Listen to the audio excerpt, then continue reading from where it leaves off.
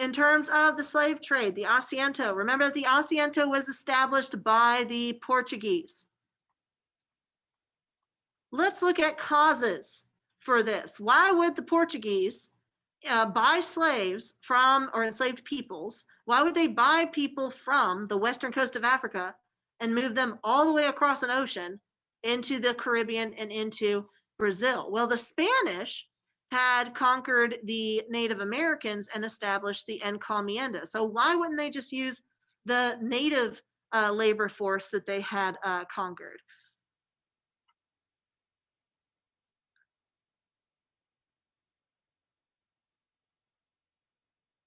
Why was the encomienda replaced? Okay, now you got to be specific, Elizabeth. Okay, you've got to give SFI. Okay, what was it about the Native Americans that made, yes, exactly. Okay, so the encomienda was replaced by Asiento because the native population was being wiped out by smallpox. And also, they were more successful at escaping the encomienda because they knew the area, they knew the language, they had a social support network. Okay. And so the Portuguese, in their route around Africa to get to India, are going to start getting involved in the slave trade. Now, remember, Old World slavery is different from New World slavery. Okay, slavery had existed prior to 1492, but it was different. Remember, the original major source of slave labor had come from the Kievan Rus up in Europe. That's where we get the name slave, from the Slavic peoples in Europe. So Old World slavery was not based on race. It was based on your position in society, typically peasants or people from lower classes, prisoners of war, criminals, debtors. And it wasn't as deadly, it wasn't hereditary, and it wasn't permanent. That all changes with the Portuguese. Okay, they create a new strand of slavery that is even more inhumane and barbaric than just Old World slavery. Okay, but it's important to note, while you can compare and contrast the types of slavery, you can't argue like, oh, one is better or worse than the other. It's still bad, right? It's slavery. Okay, so with the Asiento, the Portuguese go in and they purchase people who have been captured and kidnapped by slave raiders. Eventually, the slave raiders are going to run out of people at the bottom of society, the people who are traditionally a part of that class, and they're going to start snatching up anybody they can, including elite. So this is going to be hugely disruptive to the governments and the society of the mighty African empires that exist, especially in the Western coast, like in Mali. Okay. Now, in this Asiento, this was an incredibly brutal passage from Africa to the Caribbean and to Brazil, the Middle Passage, which would take 6 weeks or longer. And the mortality rate was extremely high. About approximately 50% of the kidnapped peoples from the African continent would die en route to the New World. Okay, but they were brought in such huge numbers that they actually start making up the majority of the population in the New World. In Brazil, they made up almost 2/3 of the population, over half. In the modern United States, they made up 1/5 of the population. Okay, but this is a form of genocide because in this African diaspora, millions of African peoples died. Mostly those of the male gender, because remember, 2/3, or you may remember this from the asynchronous lectures that I have posted in Schoology, 2/3 of the population that was kidnapped were men. Okay? So I go into a little bit more detail on this with the chapter on Africa and the Atlantic world. It's about an hour worth of lecture broken up into 3 different videos. So I'd highly recommend that you watch that asynchronously. This map just shows where the majority of the kidnapped peoples came from, is along the western coast of Africa, because remember, again, Portugal was involved along the western coast on their way to the spice trade. A majority of the captured peoples go to the Caribbean, where they're forced to work on plantations. The life expectancy of an enslaved person on those plantations was less than 2 years, so extremely brutal and hard work. Then the Portuguese, obviously, with their colony in Brazil, are going to be importing a large population there as well. And so they have a high demand, okay, for this slave labor. And as a result of that, they're going to try to pack as many people as possible into those slave ships that pass along this 6-week journey from the western coast of Africa to the New World. And so the population, the mortality rate is going to be extremely high because of the conditions in those slave ships. They were brutal. Okay, people packed together and chained together, unable to move, unable to go to the bathroom. They had to stay where they were, okay, and use the bathroom. Very little access to food and water, let alone clean food and water. I have some additional articles and resources on that in the Schoology page as well, if you're interested in reviewing that. For instance, here in the coffin position below deck at the bottom of those ships, they would forcibly pack as many people, the Europeans would, as they could below deck in order to maximize the number of people that they could import into the New World. So for weeks being in a position like that, chained by hands and legs and even by necks, very little exercise or movement whatsoever. Some more images there as well. If you haven't visited the Equal Justice Initiative museum in Montgomery, I would highly recommend doing that if you ever get a chance, maybe after COVID or during COVID. I don't know what their COVID precautions are. Sometimes they host field trips from LAMP there, especially with the seniors. If you're looking at getting more information into this aspect of history, then that would be an excellent resource for you. Also, you do have captive peoples revolting against the Europeans and against the slave raiders, but very few of these revolts are successful for a number of reasons. Number one, Africa is not a country. It is an entire continent. You can't treat it like a monolith. You have different geographic areas, you have different languages, you have different aspects in culture, even though they do have some foundations in like the Bantu religion and the Bantu language. These different peoples from the coast of Africa spoke different languages. It's immensely difficult to plan even just a regular group project. Like if you're all speaking the same language, it's very hard to do that. Imagine trying to start an insurrection, okay, to start a revolt with people that can't understand you. Okay, so that was one of the factors that led to why very few revolts on slave ships were successful. Someone saying in the chat they went there on a field trip to the EJI museum. Yeah, if you've gone to the museum itself inside, and then they also have the monuments outside, it's very emotional. Okay, it's worth going. Okay. So some economic effects of the exploration. If you talk about economic effects, you're primarily going to see positive effects for Europe, negative effects for the Americans. The age of exploration jumpstarts the golden age of Spain. Okay, the golden century of the 16th century, meaning the 1500s. Their Spanish army is able to increase as a result of the profit that's coming from the New World. They're going to build the Spanish Armada, which is the Spanish Navy, the most powerful navy in the world until this time. Okay, so they're going to dominate the sea with their military forces that are paid for by the exploitation of the New World.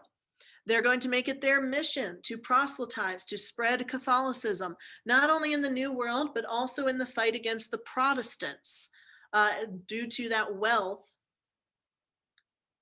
being able to build up their economy. And that wealth is going to primarily comprise of precious metals from the New World. When we say precious metals, we're not talking copper or iron, we're talking bullion, gold and silver. Now, 20% of that gold and silver goes directly to the king and the queen. That's called the Quinto del Rey. That's Spanish for a fifth for the king. Okay, so 1/5 or 20% of all of the gold and silver that is collected is supposed to go directly to the king and queen. Okay, this makes up about 20% of their, 25% of their total income. The remaining 80% goes to the government. It goes into the treasury, right? The people in the Americas don't get that money. They don't profit off of it. The purpose of the colonies under mercantilism is to enrich the mother countries, not the colonies. Okay. In addition to money that is flowing into the Spanish coffers at this time, through the Columbian exchange, you also have the exchange of crops. And these crops, most notably the potato, are going to have a huge demographic impact on the old world. Okay, the potato is dense in calories. It has a very high caloric value, and it's also very easily grown. How many of you have ever accidentally forgotten some potatoes in your cabinets in your kitchen, and you go back months later and you're like, oh dang, they're growing, arms and legs down there. They're growing all these roots. Okay. Potatoes are tubers that can grow underground. They don't need the sun when they're first growing underground, and they can survive harsh weather, especially cold weather. So the Irish and the Russians are going to latch on to the potato, and it's going to lead to a huge population boom because they're able to grow it in the frozen Russian tundra. Okay. So because of the arrival of the potato from the New World to the Old World, like what we see with the banana culturally diffusing from Madagascar to Africa, we're going to see a population boom. More people means you need more stuff for the people, more food, but also more manufactured goods like clothing. Spain is not going to be able to produce as much clothing to support their population. And so if they can't make it themselves, they have to buy it from someone else. They have to import it, right?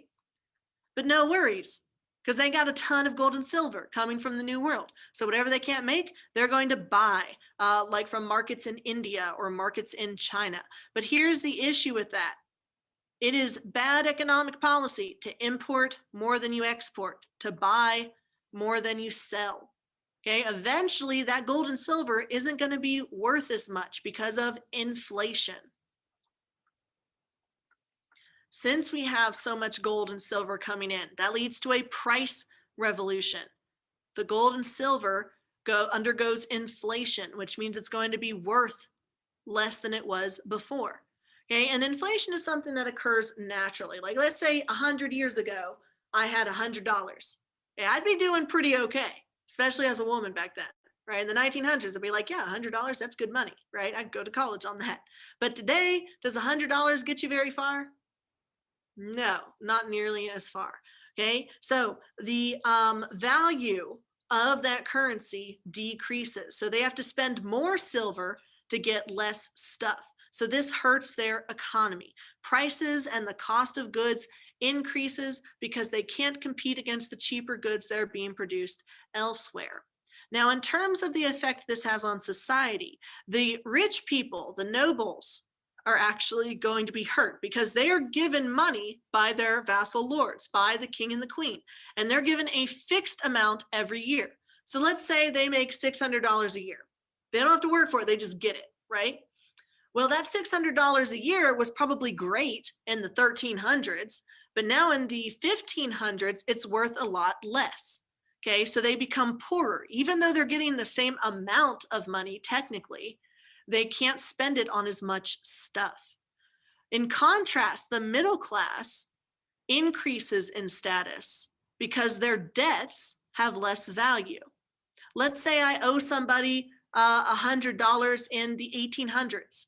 If I owe someone $100 in the 1800s, I owe a lot of money. I'm never going to be able to pay that back. But let's say I owe somebody $100 today. All right, well, that's about as much as I make in a year as a teacher, but still, it's not an impossible amount to pay back. Okay, I'm not going to go bankrupt if I owe someone $100. Okay, so the middle class finds that their debts that are owned by the nobles decrease in value. Okay, so the nobles aren't getting as much money from the middle class paying off those debts. So the middle class is going to rise in power. Does that make sense so far?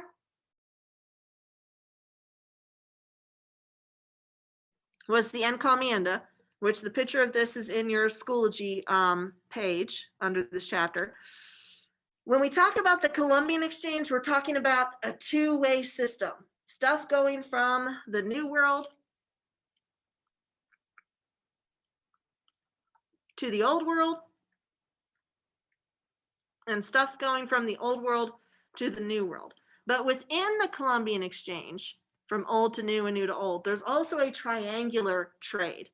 Okay, triangular because it has 3 legs. The first leg goes from Europe to Africa, and the Europeans bring manufactured goods into Africa to trade. Remember that Africa's main exports during period 2 are gold, salt, ivory, and slaves.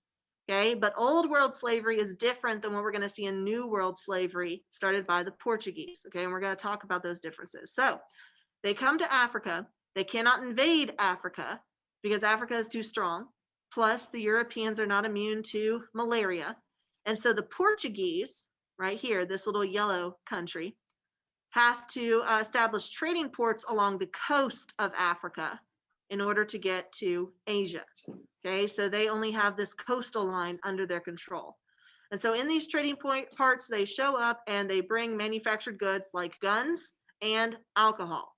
Okay, now the influx of guns, the influx of this weaponry into Africa is going to be hugely disruptive to the African continent. It's going to lead to bloody regional conflict, okay, especially as the classes in society that are typically captured for the slave trade, like prisoners of war and criminals and debtors, as the Portuguese demand for slaves increases and the number of people at the bottom of society decreases, that means more kingdoms and more tribes are going to go to war with each other so they can capture more prisoners of war to sell to the Portuguese. And also they start grabbing people from the elite classes as they run out of people from the lower classes. And so this is going to be hugely disruptive to the African empires. Okay, but remember, the African empires were far too strong for the Europeans to take them on. So the Europeans could not colonize the interior of Africa. Then in the second leg, the Europeans go from Africa to the New World.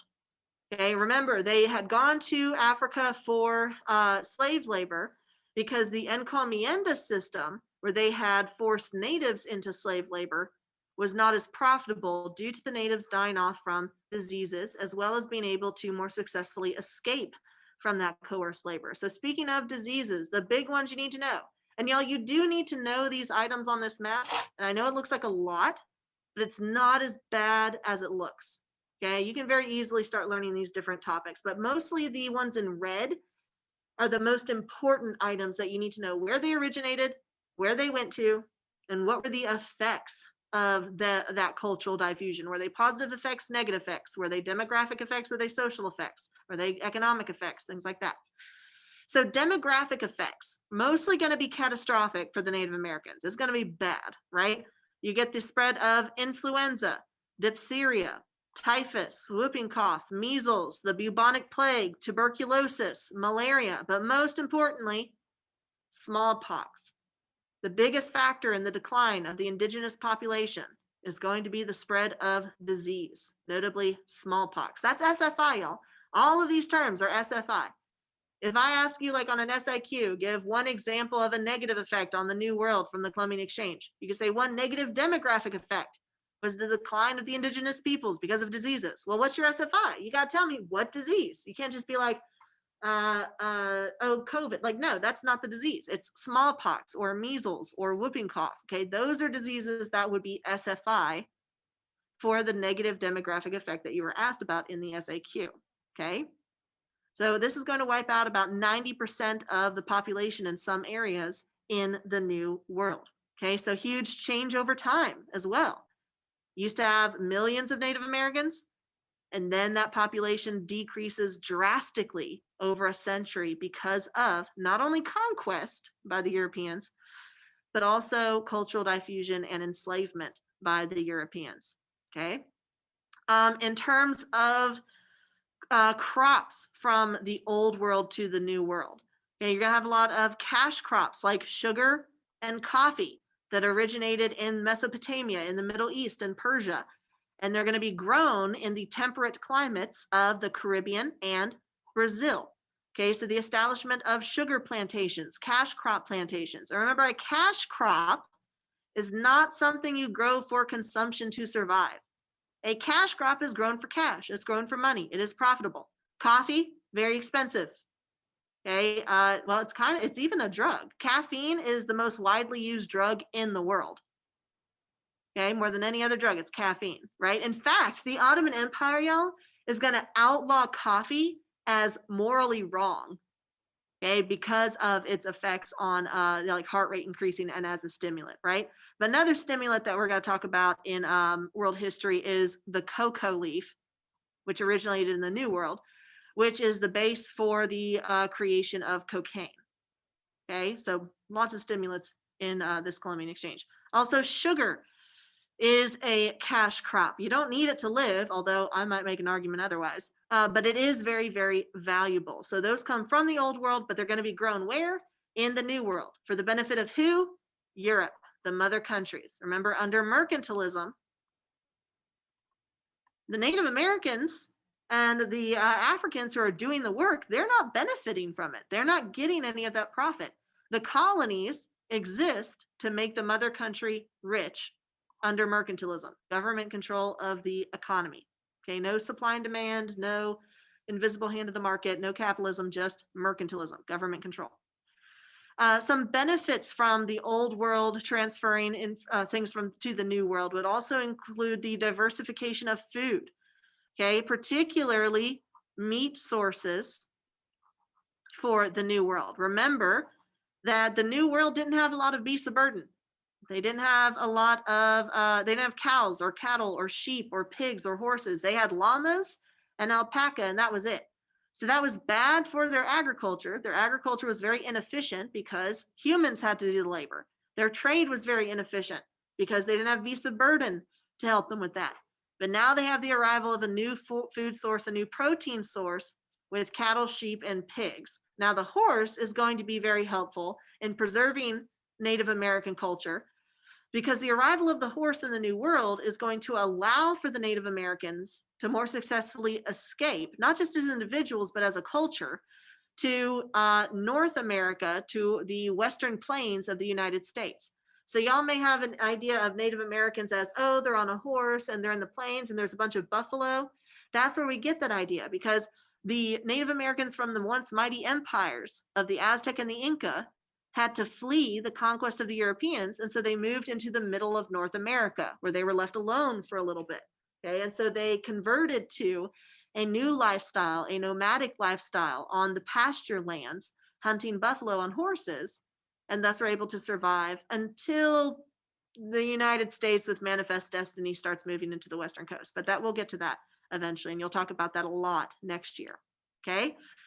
So then moving on to the stuff from the new world that went to the old world. You're going to have some benefits and you're going to have some detriments for this.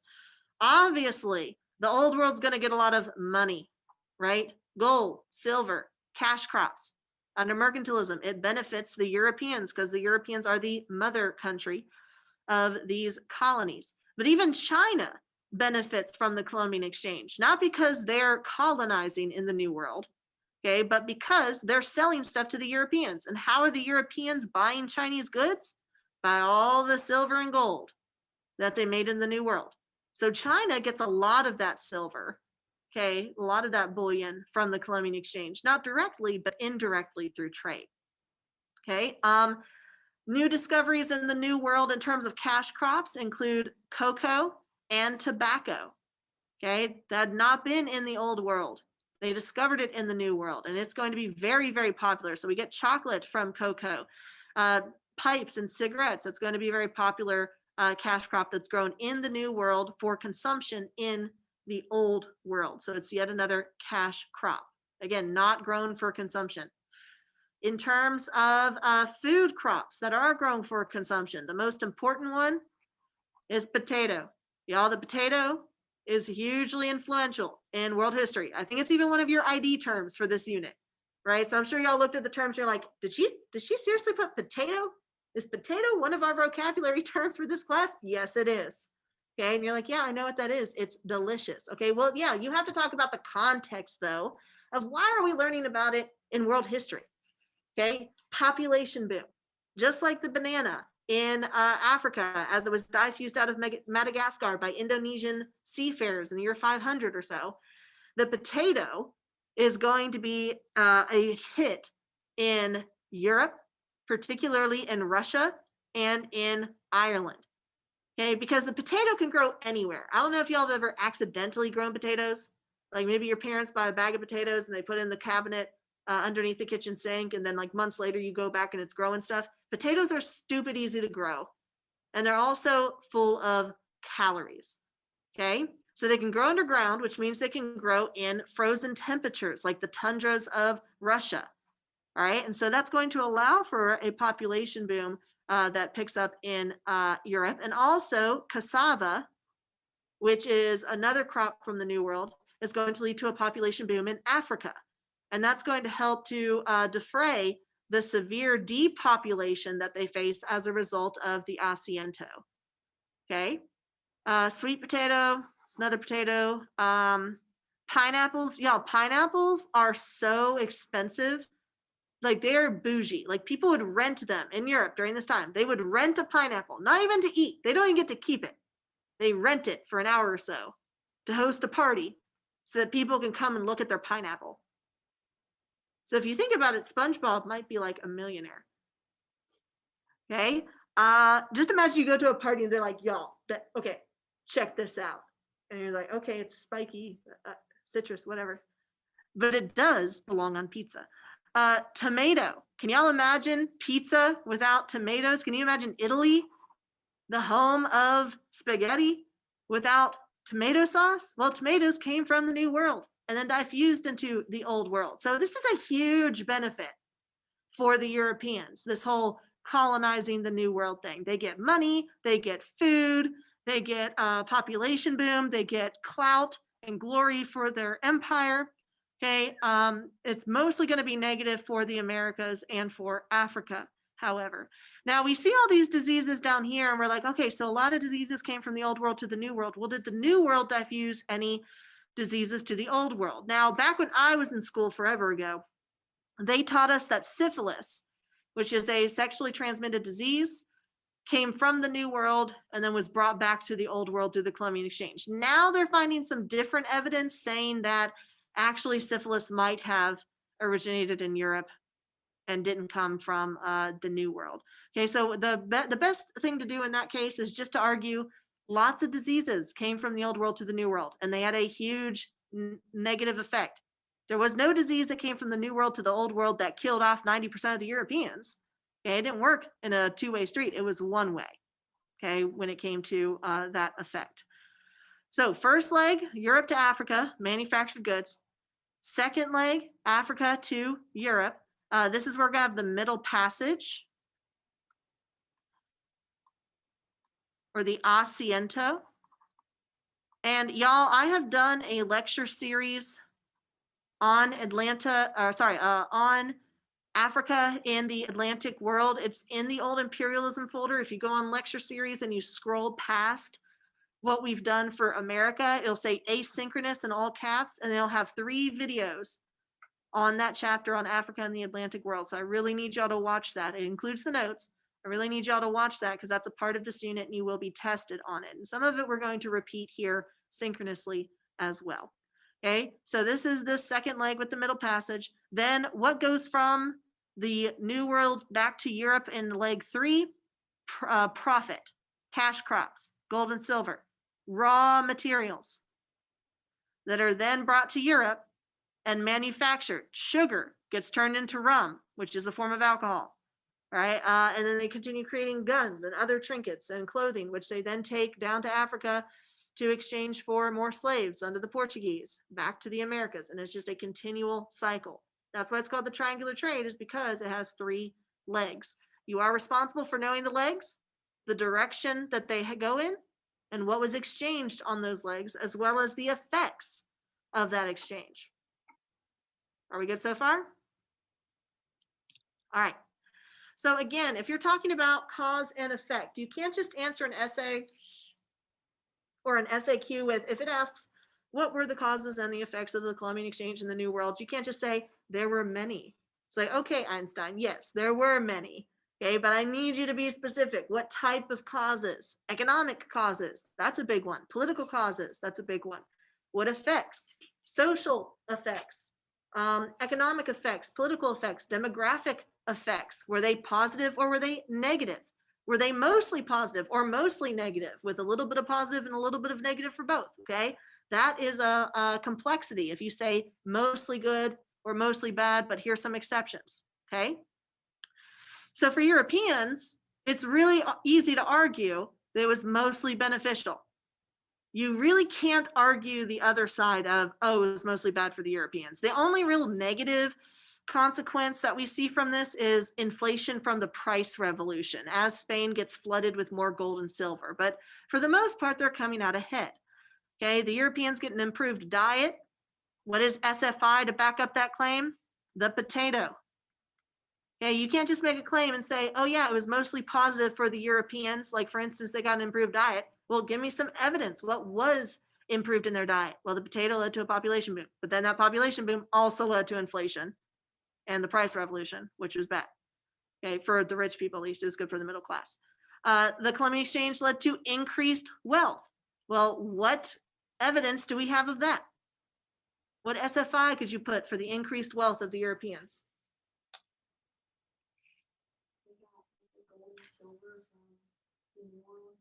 Exactly right. First one, gold and silver, bullion. Okay, but in addition to bullion, what else did they get from the New World that made them money?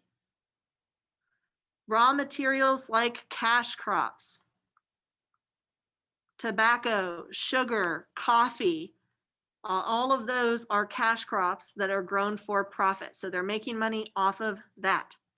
And then the rise of global empires. Global means we finally, for the first time, have all of the empires connected. They all know about each other. What's notable about this is that there's a change over time. The mighty empires of the Aztec falls, the Inca falls. Eventually, the empire in Mali is going to fall to the Songhai people. But the European countries are entering into their golden century, into their golden ages, particularly Spain and Portugal. Okay, so the rise of global empires, Spain controls all of this, and Portugal controls this, plus the trade around Africa, the western coast, to get to the spice trade. So yeah, they're pretty global. They're Mr. Worldwide. Whereas in contrast, for the Native Americans, really negative. Hardly any positives. Can we name some positives? Yes, we can name horses. Okay, but that's pretty much where it ends, right? It's like, yay, we got horses and we got beasts of burden, but we're literally dying from disease up to 90%, plus being conquered, plus being killed, plus being enslaved. Okay, largely bad. They had once mighty empires with millions of people living in their immense cities with impressive architecture and infrastructure, and then the Europeans arrived, and it was all downhill from there. Okay, so if you're going to give evidence for this bullet point for, hey, the effects were bad, smallpox, super easy answer there. Encomienda, super easy answer there. Cortez conquering the Aztec, Pizarro conquering the Inca. All of that's SFI that answers this claim or thesis. The effects of the Columbian exchange for the Native Americans were bad. The effects of the Columbian exchange for the Europeans were positive. Does that make sense? That's 2 body paragraphs right there, done. And you're not even talking about Africa yet. That's another body paragraph you can talk about. You can even talk about Asia. China benefits from the silver trade. And so you have a bunch of different continents that you can include to make an essay with multiple body paragraphs. Are we good so far? There was some confusion over what is New World and Old World. Y'all, this is new. All of this. Western Hemisphere. This is old. Eastern Hemisphere. Okay. The Columbian Exchange is named after Christopher Columbus because this is a 2-way exchange. It goes in both directions. It is from Old World to New World and from New World to Old World. So looking at this map, this is the New World, the Western Hemisphere. This is the Old World, the Eastern Hemisphere. Goods, ideas, people, diseases were exchanged across these 2 hemispheres. So this is a 2 two-way street. It goes in both directions. Now, who benefited the most from this exchange? That would be Europe 100%. Who suffered the most under this exchange? Either the New World, or you could argue Africa had a bunch of disadvantages that occurred from this. Okay, but in terms of numbers, I think the Native Americans were hit demographically due to disease, although the Asiento does play a huge demographic negative role in the continent of Africa. Okay, so you're responsible in this Columbian exchange, not only knowing the two-way exchange, but also knowing the three legs of the triangular trade. Why is it called the triangular trade? Because it makes a triangle. Okay, the first stop is Europe. So we start in Europe and go to Africa. Then it's from Africa to the New World. Then from the New World back to Europe. Okay, so that's why it's called the triangular trade. You're responsible for knowing these legs and what was traded on these legs, what was exchanged. So first leg, Europe to Africa. The Europeans were bringing manufactured goods. Manufactured means that they had to create it using raw materials. It wasn't something you could find in nature. So things like guns and alcohol. Don't find guns in nature. They don't grow on trees, right? So Europe manufactures these goods and then they take them to Africa to trade. Now, do they use these guns to conquer African kingdoms? No, because remember, the Europeans can't colonize Africa like they colonized the Americas. Okay, why is that? Malaria. Okay, the Bantu migration had spread not only malaria through Africa, but also sickle cell disease, which lent itself to immunity against malaria. The Europeans don't have that immunity. So the Europeans get malaria and they die to death, right? Why couldn't the Europeans use their military technology to take over Africa? Africa had the same military technology. Gunpowder technology had spread through the Mongolian conquest. The old world had been trading stuff with each other, okay, across those three continents for tens of thousands of years. So the mighty empires in Africa, like Mali and Ghana and Zimbabwe and Ethiopia, they had the same military technology. So if Europe tried to come in and get fresh, okay, they would be fighting against people who were their equals or their superiors. Okay, so the Europeans could not colonize Africa. So Portugal resigned itself to establishing a trading post empire along the coast of Africa rather than the interior of Africa. Remember that Africa had major exports of gold and ivory and of slaves. But it's important to note that old world slavery is different from New World slavery. Okay, under Old World slavery, the people who were slaves were prisoners of war, debtors, criminals, witches, and slavery was not racial. It was not based on race. It was not hereditary. So the child of a slave did not automatically become a slave. And it was not permanent. So if you had sold yourself into slavery to pay off a debt, then once you paid off that debt, you're free again. Okay, so it could be for a temporary period of time. It was also not nearly as deadly. Remember that in Africa, there wasn't a concept of land ownership. Individuals didn't own the land. The land belonged to the community. So if you can't use property or land specifically to show off your wealth, how do you show that you have wealth? Well, by your ability to support your family. Okay, so polygyny in Africa, that allowed for men to have many wives and many children. By being able to support that immense number of wives and children, okay, up to 4 wives, that shows that you are wealthy, that you could take care of your family. They also could show their wealth by the number of people that they owned. Okay, because they would have to be able to supply food and shelter and other life essentials in order to support the people that they had owned as property. So old world slavery, very different from new world slavery. This is where we see a change over time.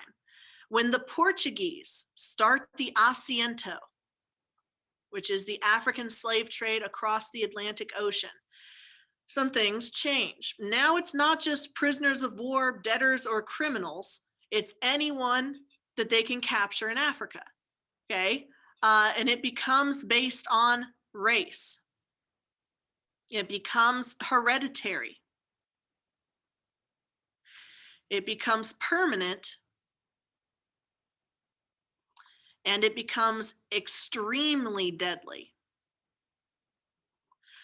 About 50% of the people who were transported across the Middle Passage, and the Middle Passage is the second leg from Africa to the Americas. Around 50% or more people who were captured and taken over to the Americas died en route. Okay, so died on the ships. Okay, then once they arrive in the Americas, the average life expectancy of a person working in the Brazilian sugar plantations for the Portuguese was 1 to 2 years. Okay, so extremely deadly. And that's because for the Portuguese, it was cheaper for them to work the population that they had captured to death rather than keep them alive. Okay, especially keeping them alive long enough in order to replenish the population. Okay, so New World slavery based on race, hereditary, permanent, that's supposed to be an A, and it is far more deadly. And this is going to be extremely disruptive to the African continent for a number of reasons. Number one, you have an influx of weapons, so that increases conflict, especially as the African slave raiders run out of people from the bottom rungs of society that traditionally made up the slave class. Okay, African kingdoms go to war against other African kingdoms in order to capture more prisoners of war to sell as slaves. Once the lower classes that are typically a part of the slave class are depleted by the Portuguese demand for slaves, the African slave traders start grabbing from higher ranks in society. So even the elites and the noble classes are they run the risk of being captured and sold to the Portuguese. So it's disruptive demographically, it's disruptive politically, and also the majority of the people who were captured and enslaved were the male gender. Okay, so you see a decrease in the male gender in Africa. Right, so that is just disruptive for two reasons. Number one, it disrupts the patriarchy a little bit, and that women end up filling that power vacuum. They start taking positions of authority in Africa due to the spaces that are left empty. And also the practice of polygamy increases in Africa. There's not enough husbands to go around, so there are multiple wives. And that's able to help replenish the population that has been stolen from the continent. Okay. So this slave trade, highly disruptive to the African continent. Then in the second leg, the Middle Passage, that's when we have the enslaved peoples who were bought by the Europeans along the African coast, are transported to the Americas and forced to work on plantations. Now, the Portuguese, since they owned the Asiento, they're going to be importing a higher number of enslaved Africans than the Spanish, because the Portuguese don't have to pay as much for it, whereas it is more expensive for the Spanish. So instead of the Spanish relying on the Asiento, at first the Spanish rely on enslaving the native populations that are already in the Americas. And what system did the Spanish use to enslave the Native Americans?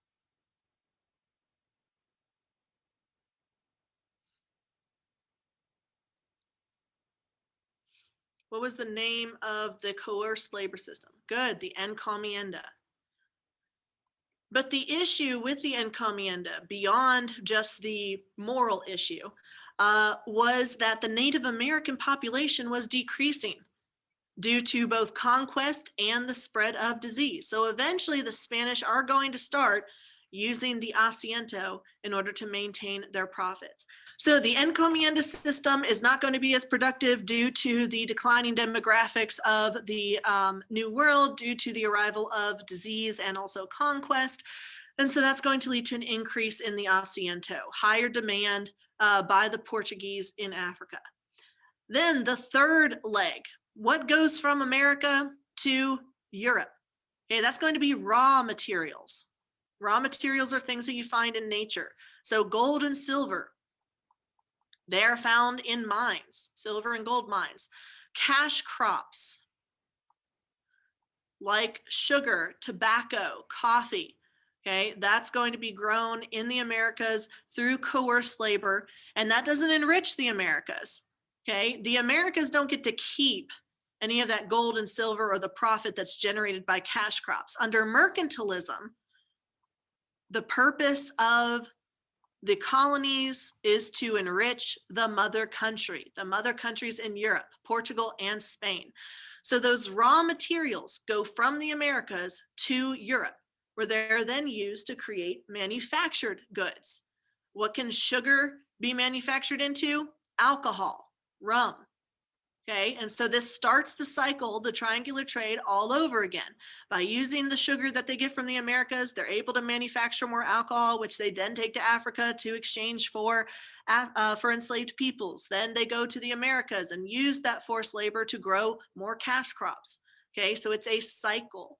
So the triangular trade are these three legs. You need to know which one's the first one, which one's the second one, which one's the third one, and what was exchanged on those legs. But the Columbian exchange as a whole was stuff from New World going to Old World and stuff from Old World going to New World. Remember that Europe and Africa are a part of the Old World along with Asia. Okay, so keep that in mind. Are we good so far?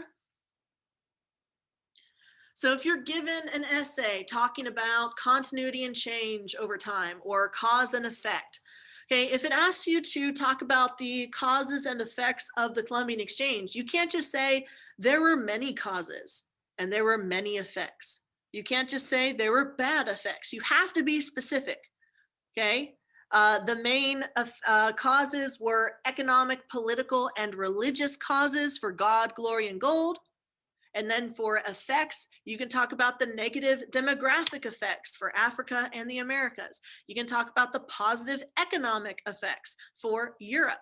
Okay, all of that is specific. So make sure that you're creating those categories. For continuity and change over time, you could talk about how there were demographic changes in the New World. It used to be completely Native Americans, with Native Americans holding positions in the social hierarchy from the top, middle, and the bottom, to now you have Native Americans and Africans and Europeans in the New World. And the Native Americans no longer hold positions in all areas of society. They're relegated to the lower levels as the Europeans take over. Change over time in terms of demographics of the Native American population. They decrease significantly due to the spread of disease and conquest and enslavement. Okay. What about Oceania and Australia? Australia is a part of the Old World. Okay, we don't really talk too much about Australia in our curriculum. Most of Oceania was in the time period that got cut out from our curriculum. So we really don't talk that much about Australia, other than it gets colonized by the British, and the British use it as a big jail. They basically send everyone they don't want in Britain to Australia as punishment, because everything in Australia will try to kill you. Everything. Like, they've got scorpions the size of shoes or small dogs. Everything's on fire. If a kangaroo kicks you, y'all, you will die to death. Have y'all ever seen like a picture of a real life kangaroo? Y'all, they are swole. They are massive. Hold on, now we gotta pull this up. Y'all, look at that buff kangaroo. Yeah, he doesn't skip arm day, that's for sure. Whatever workout he's doing. And also they can use their tail as like a third leg. Like, they can use it for balance. Very impressive. Also, did y'all know that kangaroos' pockets aren't like a pocket? It's not like you open it and then there's just like more fur lining it. It just straight up goes into the kangaroo. Like, it goes into their guts. I'm not going to pull it up on images because it's really gross. But if you want to look that up on your own time, that's a you thing. All right, back to a regularly scheduled program. What were we talking about other than kangaroos? Oh, change over time. Yeah, so you could talk about those specific categories. Okay, don't just say, yeah, there were causes and effects. Like, duh. That's like answering an essay question with yes. It's like, no, we know that it's yes or no. You need to explain how and why. Okay. Alrighty, next let's talk about the European countries that emerge at the forefront of exploration. First is Portugal. Okay, even though Portugal is smaller than Spain, they were the first to start this whole age of exploration, right? Mostly due to the sponsorship by, all right, disease. Again, the biggest factor into the decline of the Native American population, with smallpox being the main one. Okay, so you have to mention smallpox if you're going to talk about disease in the New World, but you could also mention malaria and measles and typhus and all that. But smallpox was the big one. Now, did the Europeans purposely spread disease when they first arrived? No, they didn't know about the New World. They didn't know about the lack of immunities in the New World. It wasn't like they came in with little vials marked, smallpox and then started, spreading it. Okay, but later, after they noticed the effects of smallpox on the indigenous population, that's when it's going to start being used for biological warfare. Okay, including when the English settle in the original 13 colonies. Okay, they're going to have a lot of conflict with the Native Americans, and they're going to use smallpox as a method to wipe out the Native Americans so they can claim native land. For instance, calling peace treaties. And during these peace meetings, you're supposed to exchange gifts as a sign of goodwill. Well, some colonists would actually cover the blankets with smallpox. They would rub it on people who had had smallpox and then knowingly give those blankets to the Native Americans, knowing that it would wipe out their population and thus make it easier to take their land. Okay, so at first it's inadvertent and eventually it's used as a strategy. Similar to how the Mongols used to catapult diseased bodies over fortifications in order to weaken a city under the siege. Okay. Now, again, like we said before, back in my day, we were taught that syphilis originated in the New World and then spread to the Old World, although now we're getting some different conflicting information about that as we get more information. So I would just say if you're going to focus on disease, then it's going to be mostly from Old World to New World. And you have plenty of examples to back that up. Okay. I've included this picture of me waking up in the morning for comic relief. When we talk about diet, okay, when we talk about the food sources that they have and New World versus Old World, the potato originated from the New World, but it's going to be very positive for the Old World. Why? Cause and effect, population boom. More food means less people starving, which means they live long enough to make babies. Okay, so the potato is going to become one of the most important staple crops in Europe after the discovery of the Columbian exchange. Remember, a staple crop just means the main food that they eat, the main food that they consume. Cash crops, not a staple crop. Okay, corn is not a cash crop, it is a staple crop.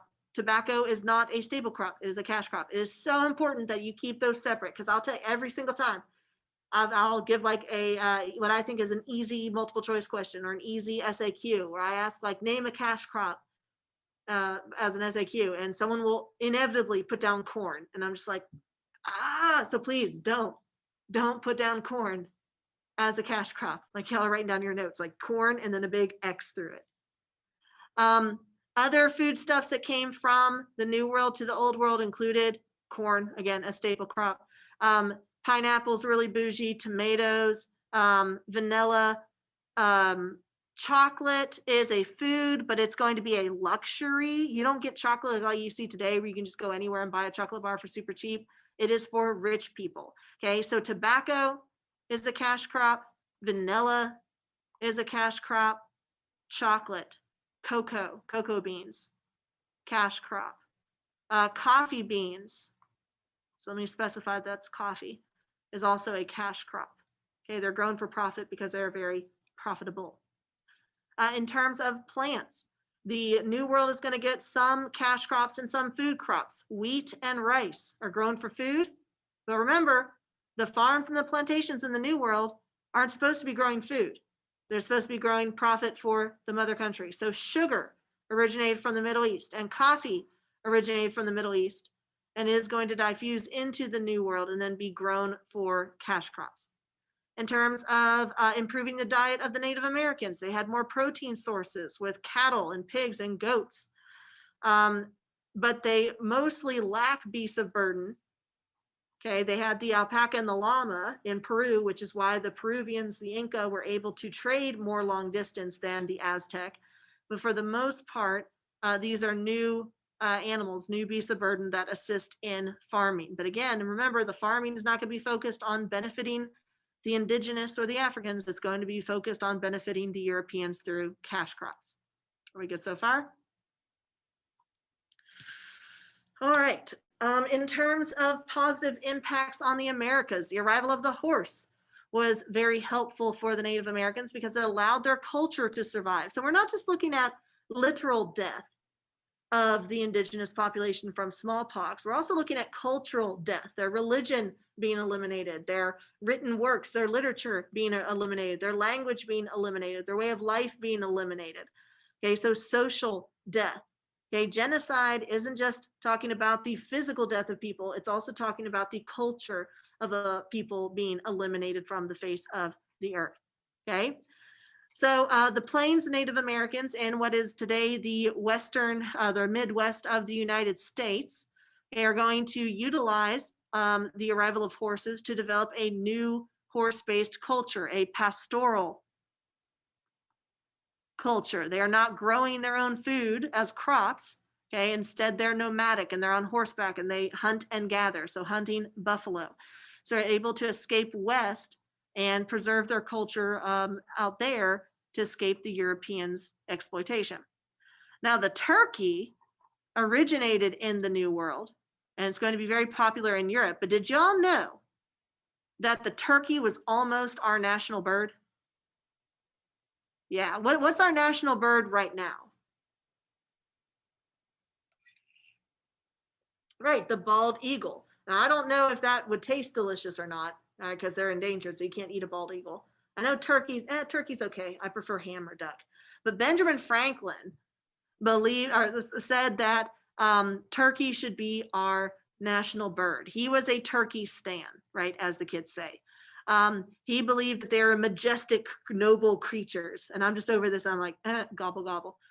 But instead they went with the bald eagle. So I'd imagine that if they had gone with the turkey, then we wouldn't have been able to eat them. But they are pretty impressive birds. They're huge.